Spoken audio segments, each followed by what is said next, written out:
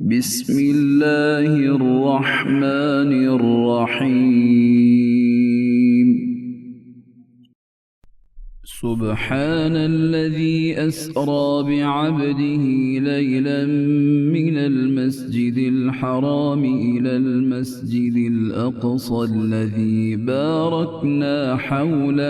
الذي باركنا حوله لنريه من آياتنا إنه هو السميع البصير. وآتينا موسى الكتاب وجعلناه هدى لبني إسرائيل ألا تتخذوا من دوني وكيلا ذرية من حملنا مع نوح إنه كان عبدا شكورا. وقضينا إلى بني إسرائيل في الكتاب لتفسدن في الأرض مرتين ولتعلن علوا كبيرا. فإذا جاء وعد أولاهما بعثنا عليكم عبادا لنا أولي بأس شديد فجاسوا خلال الديار وكان وعدا مفعولا. ثم رددنا لكم الكرة عليهم وأمددناكم بأموال وبنين وجعلناكم أكثر نفيرا. إن أحسنتم أحسنتم لأنفسكم وإن أسأتم فلها. فإذا جاء وعد الآخرة ليسوءوا وجوهكم وليدخلوا المسجد كما دخلوه أول مرة وليتبروا ما علوا تتبيرا. عسى ربكم أن يرحمكم وإن عدتم عدنا وجعلنا جهنم للكافرين حصيرا. إن هذا القرآن يهدي للتي هي أقوم ويبشر المؤمنين الذين يعملون الصالحات أن لهم أجرا كبيرا وأن الذين لا يؤمنون بالآخرة أعتدنا لهم عذابا أليما. ويدعو الإنسان بالشر دعاءه بالخير وكان الإنسان عجولا. وجعلنا الليل والنهار آيتين فمحونا آية الليل وجعلنا آية النهار مبصرة لتبتغوا فضلا من ربكم ولتعلموا عدد السنين والحساب وكل شيء فصلناه تفصيلا. وكل إنسان ألزمناه طائره في عنقه ونخرج له يوم القيامة كتابا يلقاه منشورا. اقرأ كتابك كفى بنفسك اليوم عليك حسيبا من اهتدى فإنما يهتدي لنفسه ومن ضل فإنما يضل عليها ولا تزر وازرة وزر أخرى وما كنا معذبين حتى نبعث رسولا وإذا أردنا أن نهلك قرية أمرنا متر فيها ففسقوا فيها فحق عليها القول فدمرناها تدميرا وكم أهلكنا من القرون من بعد نوح وكفى بربك بذنوب عباده خبيرا بصيرا من كان يريد العاجلة عجلنا له فيها ما نشاء لمن نريد ثم جعلنا له جهنم يصلاها مذموما مدحورا ومن أراد الآخرة وسعى لها سعيها وهو مؤمن فأولئك كان سعيهم مشكورا كلا نمد هؤلاء وهؤلاء من عطاء ربك وما كان عطاء ربك محظورا انظر كيف فضلنا بعضهم على بعض وللآخرة أكبر درجات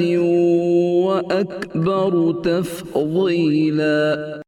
لا تجعل مع الله إلها آخر فتقعد مذموما مخذولا وقضى ربك ألا تعبدوا إلا إياه وبالوالدين إحسانا إما يبلغن عندك الكبر أحدهما أو كلاهما فلا تقل لهما أف ولا تنهرهما وقل لهما قولا كريما واخفض لهما جناح الذل من الرحمة وقل رب ارحمهما كما ربياني صغيرا ربكم أعلم بما في نفوسكم إن تكونوا صالحين فإنه كان للأوابين غفورا وآت ذا القربى حقه والمسكين وابن السبيل ولا تبذر تبذيرا إن المبذرين كانوا إخوان الشياطين وكان الشيطان لربه كفورا وإما تعرضن عنهم ابتغاء رحمة من ربك ترجوها فقل لهم قولا ميسورا ولا تجعل يدك مغلولة إلى عنقك ولا تبسطها كل البسط فتقعد ملوما محسورا إن ربك يبسط الرزق لمن يشاء ويقدر إنه كان بعباده خبيرا بصيرا ولا تقتلوا أولادكم خشية إملاق نحن نرزقهم وإياكم إن قتلهم كان خطأ كبيرا ولا تقربوا الزنا إنه كان فاحشة وساء سبيلا ولا تقتلوا النفس التي حرم الله إلا بالحق ومن قتل مظلوما فقد جعلنا لوليه سلطانا فلا يسرف في القتل إنه كان منصورا ولا تقربوا مال اليتيم إلا بالتي هي أحسن حتى يبلغ أشده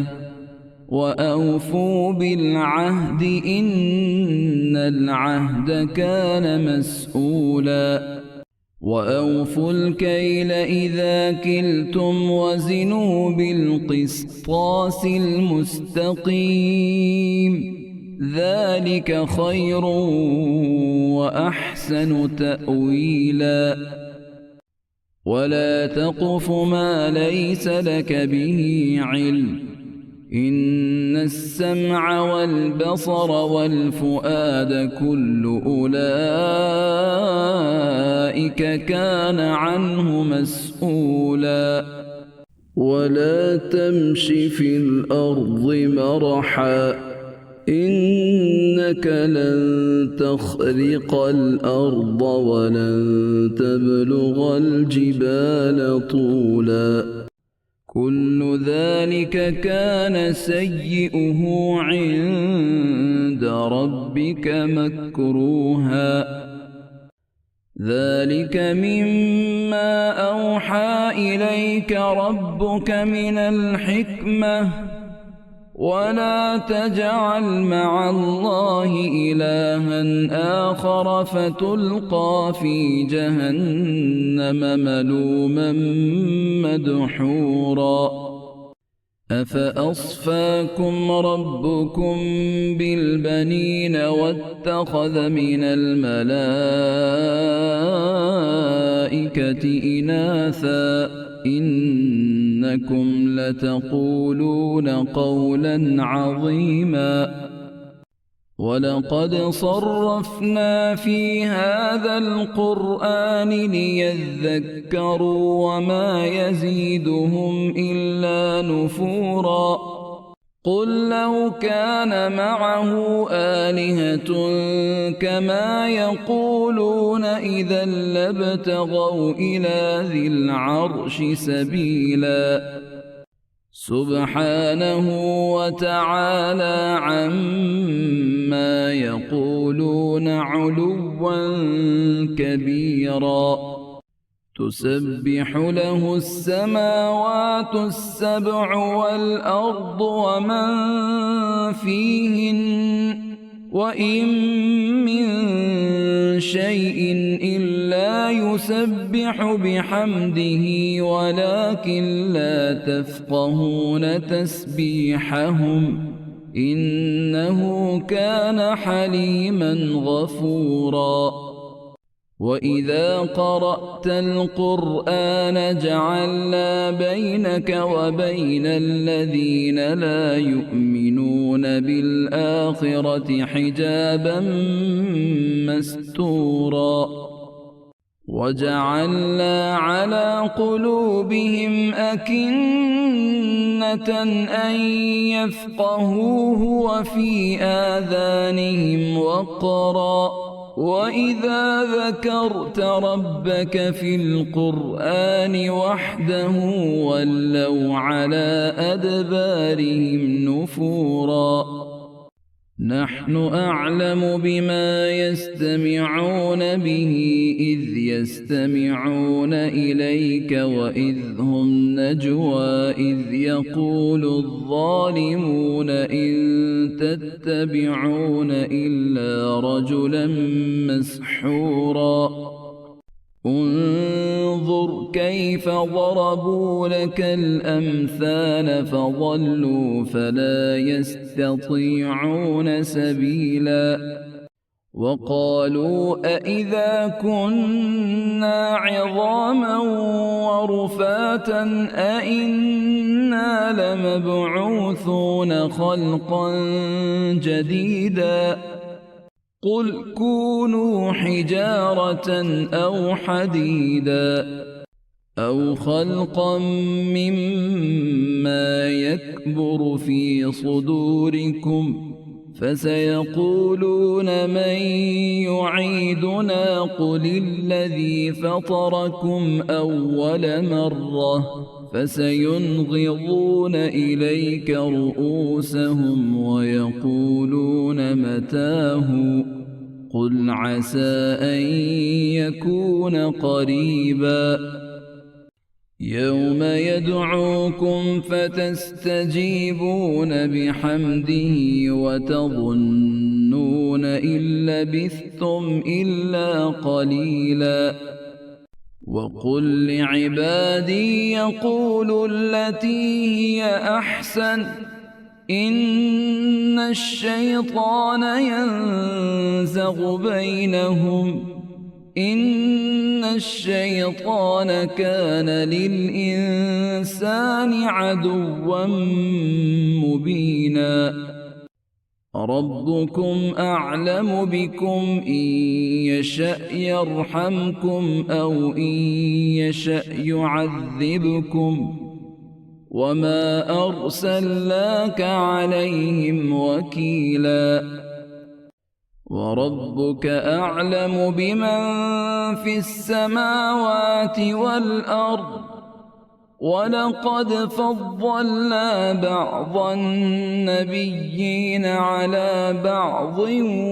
وآتينا داود زبورا قل ادعوا الذين زعمتم من دونه فلا يملكون كشف الضر عنكم ولا تحويلا أولئك الذين يدعون يبتغون إلى ربهم الوسيلة أيهم أقرب ويرجون رحمته ويخافون عذابه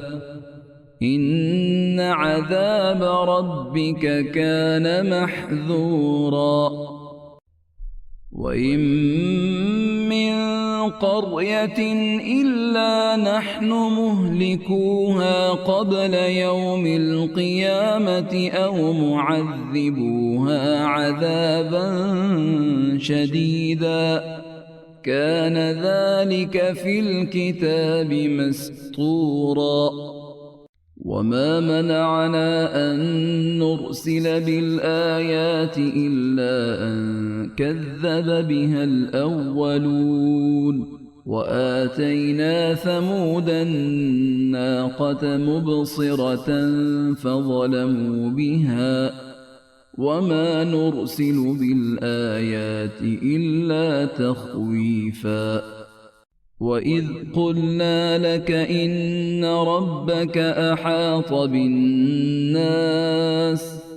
وما جعلنا الرؤيا التي أريناك إلا فتنة للناس والشجرة الملعونة في القرآن ونخوفهم فما يزيدهم إلا إلا طغيانا كبيرا. وإذ قلنا للملائكة اسجدوا لآدم فسجدوا إلا إبليس قال أأسجد لمن خلقت طينا قال أرأيتك هذا الذي كرمت علي لئن أخرتني إلى يوم القيامة لأحتنكن ذريته إلا قليلا. قال اذهب فمن تبعك منهم فإن جهنم جزاؤكم جزاء موفورا. واستفزز من استطعت منهم بصوتك وأجلب عليهم بخيلك ورجلك وشاركهم في الأموال والأولاد وعدهم وما يعدهم الشيطان إلا غرورا. إن عبادي ليس لك عليهم سلطان وكفى بربك وكيلا. ربكم الذي يزجي لكم الفلك في البحر لتبتغوا من فضله إنه كان بكم رحيما. وإذا مسكم الضر في البحر ضل من تدعون إلا إياه فلما نجاكم إلى البر أعرضتم وكان الإنسان كفورا. أفأمنتم أن يخسف بكم جانب البر أو يرسل عليكم حاصبا ثم لا تجدوا لكم وكيلا. أم أمنتم أن يعيدكم فيه تارة أخرى فيرسل عليكم قاصفا من الريح فيغرقكم بما كفرتم ثم لا تجدوا لكم علينا به تبيعا.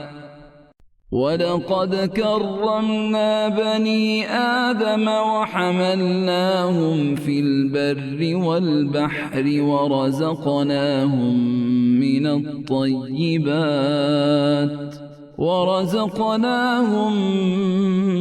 من الطيبات وفضلناهم على كثير ممن خلقنا تفضيلا. يوم ندعو كل أناس بإمامهم فمن أوتي كتابه بيمينه فأولئك يقرؤون كتابهم ولا يظلمون فتيلا. ومن كان في هذه أعمى فهو في الآخرة أعمى وأضل سبيلا. وإن كادوا ليفتنونك عن الذي أوحينا إليك لتفتري علينا غيره وإذا لاتخذوك خليلا. ولولا أن ثبتناك لقد كدت تركن إليهم شيئا قليلا. إذا لأذقناك ضعف الحياة وضعف الممات ثم لا تجد لك علينا نصيرا. وإن كادوا ليستفزونك من الأرض ليخرجوك منها وإذا لا يلبثون خلافك إلا قليلا. سُنَّةَ مَن قَدْ أَرْسَلْنَا قَبْلَكَ مِن رُّسُلِنَا وَلَا تَجِدُ لِسُنَّتِنَا تَحْوِيلًا أقم الصلاة لدلوك الشمس إلى غسق الليل وقرآن الفجر إن قرآن الفجر كان مشهودا ومن الليل فتهجد به نافلة لك عسى أن يبعثك ربك مقاما محمودا وقل رب أدخلني مدخل صدق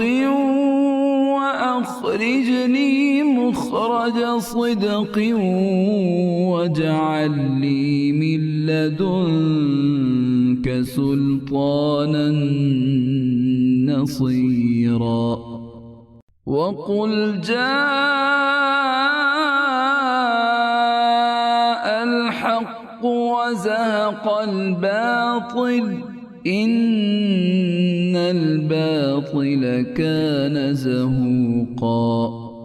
وننزل من القرآن ما هو شفاء ورحمة للمؤمنين ولا يزيد الظالمين إلا خسارا وإذا أنعمنا على الإنسان أعرض ونأى بجانبه وإذا مسه الشر كان يئوسا قل كل يعمل على شاكلته فربكم أعلم بمن هو أهدى سبيلا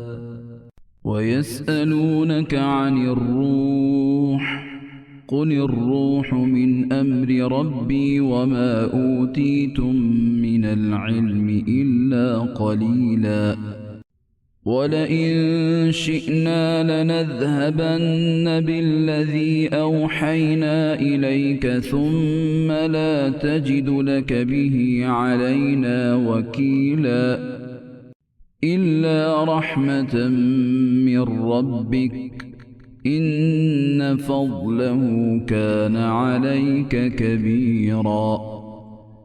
قل لئن اجتمعت الإنس والجن على أن يأتوا بمثل هذا القرآن لا يأتون بمثله ولو كان بعضهم لبعض ظهيرا ولقد صرفنا للناس في هذا القرآن من كل مثل فأبى أكثر الناس إلا كفورا وقالوا لن نؤمن لك حتى تفجر لنا من الأرض ينبوعا عنب فتفجر الأنهار خلالها تفجيرا أو تسقط السماء كما زعمت علينا كسفا أو تأتي بالله والملائكة قبيلا أو يكون لك بيت من زخرف أو ترقى في السماء ولن نؤمن لرقيك حتى تنزل علينا كتابا نقرأه قل سبحان ربي هل كنت إلا بشرا رسولا وما منع الناس أن يؤمنوا إذ جاءهم جاءهم الهدى إلا أن قالوا أبعث الله بشرا رسولا قل لو كان في الأرض ملائكة يمشون مطمئنين لنزلنا عليهم من السماء ملكا رسولا قل كفى بالله شهيدا بيني وبينكم إنه كان بعباده خبيرا بصيرا ومن يهد الله فهو المهتد ومن يضلل فلن تجد لهم أولياء من دونه ونحشرهم يوم القيامة على وجوههم عميا وبكما وصما مأواهم جهنم كلما خبت زدناهم سعيرا ذلك جزاؤهم بأنهم كفروا بآياتنا وقالوا أإذا كنا عظاما ورفاتا أإنا لمبعوثون خلقا جديدا أولم يروا أن الله الذي خلق السماوات والأرض قادر على أن يخلق مثلهم وجعل لهم أجلا لا ريب فيه فأبى الظالمون إلا كفورا قل لو أنتم تملكون خزائن رحمة ربي إذا لأمسكتم خشية الإنفاق وكان الإنسان قتورا ولقد آتينا موسى 9 آيات بينات فاسأل بني إسرائيل إذ جاءهم فقال له فرعون إني لأظنك يا موسى مسحورا قال لقد علمت ما أنزل هؤلاء إلا رب السماوات والأرض بصائر وإني لأظنك يا فرعون مثبورا فأراد أن يستفزهم من الأرض فأغرقناه ومن معه جميعا وقلنا من بعده لبني إسرائيل اسكنوا الأرض فإذا جاء وعد الآخرة جئنا بكم لفيفا وبالحق أنزلناه وبالحق نزل وما أرسلناك إلا مبشرا ونذيرا وقرآنا فرقناه لتقرأه على الناس على مكث ونزلناه تنزيلا قل آمنوا به أو لا تؤمنوا إن الذين أوتوا العلم من قبله إذا يتلى عليهم يخرون للأذقان سجدا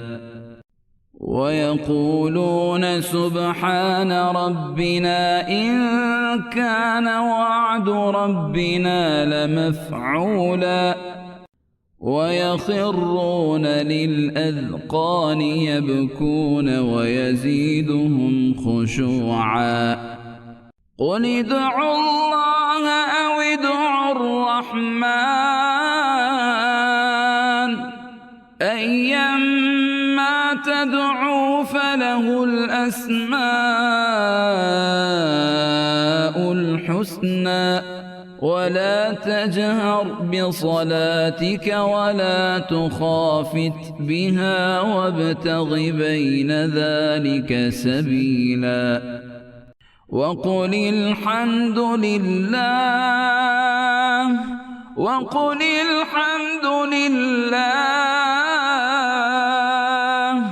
الذي لم يتخذ ولدا ولم يكن له شريك في الملك ولم يكن له ولي من الذل وكبره تكبيرا.